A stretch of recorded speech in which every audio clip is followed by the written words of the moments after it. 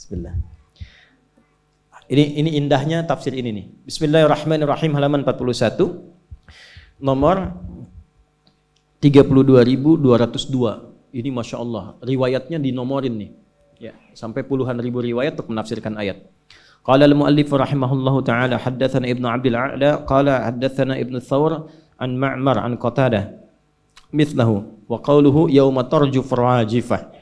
Adapun yang dimaksud dengan firman Allah yauma tarjuf rajifah, yaqulu ta'ala dzikruhu yauma tarjuful ardu wal jibalu, Al-Muzammil ayat 14. Ini yang saya maksud tafsir Quran bil Quran. Jadi kalau Bapak Ibu temukan ayat ke-6 di An-Nazi'at, itu bukan berdiri sendiri. Masih ingat rumusnya, rumus tafsir? Masih ingat? 500 ribu? 1 juta? Serius? 5 juta? 10 juta? Betul. Waktu habis. Habis. Habis waktunya, udah habis. 2S 1L.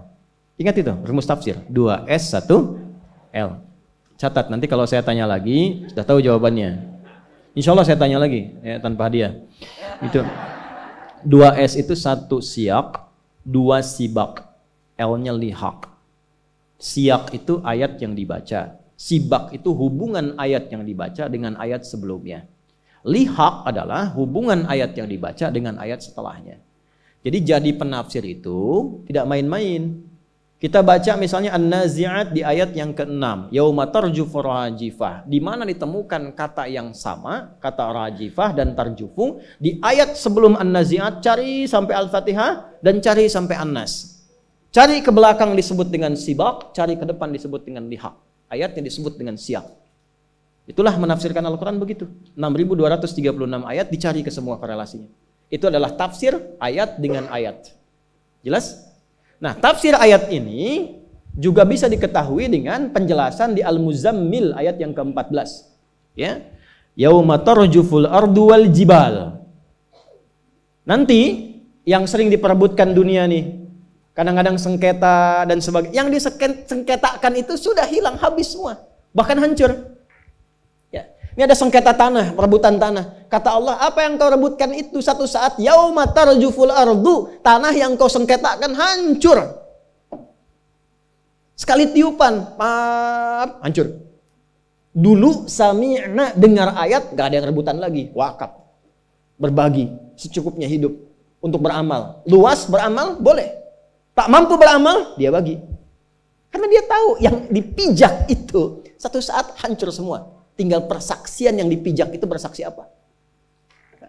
Dulu sami'na, dengar, langsung taat. Sekarang, yauma tarjufu, begitu kemudian, maaf ya, ditiupkan sasakala. Sekarang pembuktian, sekarang kekinian, NASA kan sudah menemukan semacam trompet yang pernah saya gambarkan dulu kan.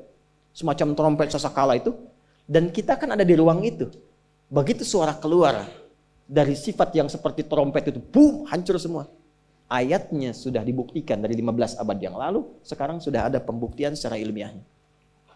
Masa belum yakin juga? Maksudnya gini, gak usah rebutan dunia. Kalau ada orang naik jabatan, gak usah iri, gak usah dengki. Ya, jangan cari manuver-manuver untuk menjatuhkan orang lain. Karena pasti Allah tempatkan itu ada hikmah di dalamnya. Doa yang baik-baik, ya Allah berikan keberkahan di jabatannya. Ya Allah berikan kenyamanan, kebaikan untuk dunia akhiratnya. Berikan hidayah kepadanya. Itu yang dilakukan. Ya Allah nggak pantas dia ada di situ. Jatuhkan dia besok ya Allah. Doa apa? Nggak boleh. Nggak boleh. Doakan. Doakan. Karena pasti ada hikmah. Ada orang kaya, doakan. Doakan. Nanti dengan doa itu kembali ke kita keberkahannya. Kalau dipandang kita mampu mengolah harta, nanti datang. Nggak percaya silahkan, datang tiba-tiba tawaran pekerjaan apa. Demi Allah saya katakan, jaga. Allahu Akbar, hati itu jaga betul. Yang baik-baik aja. Nanti lebih tenang hidupnya begitu. Lebih tenang. Yang bahaya itu yang nggak tenang, kaya nggak tenang, itu semua dikerjakan. Maksiat dikerjakan, minum dikerjakan, narkoba dilakukan. Karena nggak tenang hatinya Pak. Dan nggak berkah itu. Jadi yang banyak pun karena nggak berkah, rasanya nggak ada.